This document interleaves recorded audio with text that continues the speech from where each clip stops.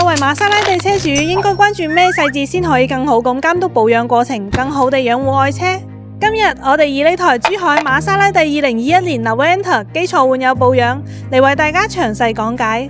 首先建議你選擇瑪莎拉蒂專修店，流程用料按照原廠標準，價格實惠，專做一個品牌，對你嘅車型更加專業熟悉。